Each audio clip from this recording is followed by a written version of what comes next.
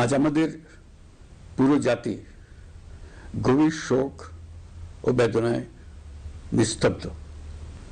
দেশের গণতান্ত্রিক রাজনীতির শীর্ষ নেত্রী, সাবেক প্রধানমন্ত্রী ও বিএনপি চেয়ারপারসন বেগম খালেদা জিয়া আর আমাদের মাঝে নেই। ইন্না লিল্লাহি ওয়া ইন্না ইলাইহি রাজিউন। বেগম খালেদা জিয়ার ইন্তেকালে আমরা গভীরভাবে শোকাহত ও মর্মাহত। তার মৃত্যুতে জাতি এক মহান অভিভাবককে হারিয়েছে।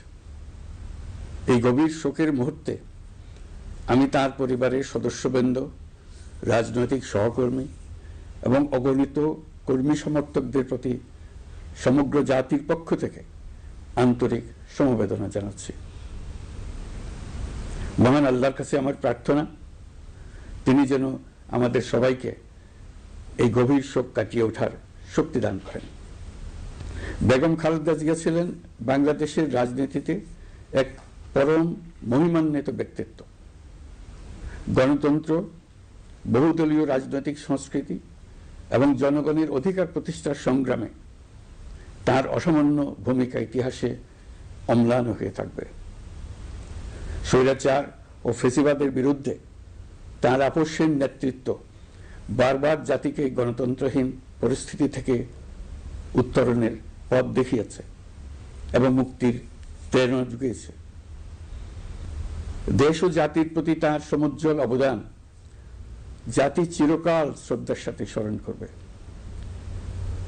তার দীর্ঘ রাজনৈতিক যাত্রা, গণমুখী নেতৃত্ব এবং প্রিয় মাতৃভূমির স্বাধীনতা ও সার্বভৌমত্বকে সমুন্নত রাখতে তার অবিচল ভূমিকা অবিস্মরণীয় হয়ে থাকবে। এমন একজন মহান দূরদর্শী ও নিখাদ দেশপ্রেমিক নেত্রীর শূন্যতা পূরণ হবার নয়।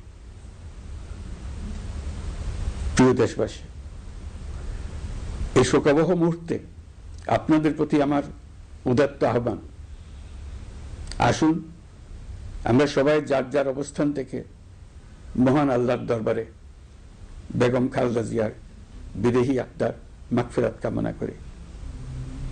একই সঙ্গে জাতির এই কঠিন সময়ে আমরা যেন ঐক্যবদ্ধ থাকি। শোকের এই সময়ে কেউ যেন অস্থিতিশীলতা বা নাশকতার অপচেষ্টা চালাতে না পারে, সে বিষয়ে আমি সবাইকে সজাগ থাকার আহ্বান জানাচ্ছি। এই সময়ে আমাদের সবার দায়িত্বশীল ভূমিকা পালন করা অত্যন্ত জরুরি। প্রিয় দেশবাসী, সাবেক প্রধানমন্ত্রী বেগম খালেদা জিয়ার মৃত্যুতে আমি 3 দিনের রাষ্ট্রীয় শোক এবং আগামীকাল তার নামাজে জানাজার দিনে একদিনের সাধারণ ছুটি ঘোষণা করছি। নামাজে জানাজা সহ সব ধরনের শোক পালনে শৃঙ্খলা বজায় রাখার জন্য আমি সবার প্রতি বিনীত আহ্বান জানাচ্ছি। প্রিয় দেশবাসী, আমি জানি আপনারা সবাই এই সময়ে অনেক আবেগাপ্লুত। আমি আশা করছি শোকের এই সময়ে আপনারা ধৈর্যের পরিচয় দেবেন এবং তার জানাজা সহ সকল আনুষ্ঠানিকতা পালনে সংশ্লিষ্ট সবাইকে সহযোগিতা করবেন। মহান আল্লাহ তাআলা আমাদের সকলকে ধৈর্য, শক্তি ও ঐক্যবদ্ধ থাকার ক্ষমতা দেন।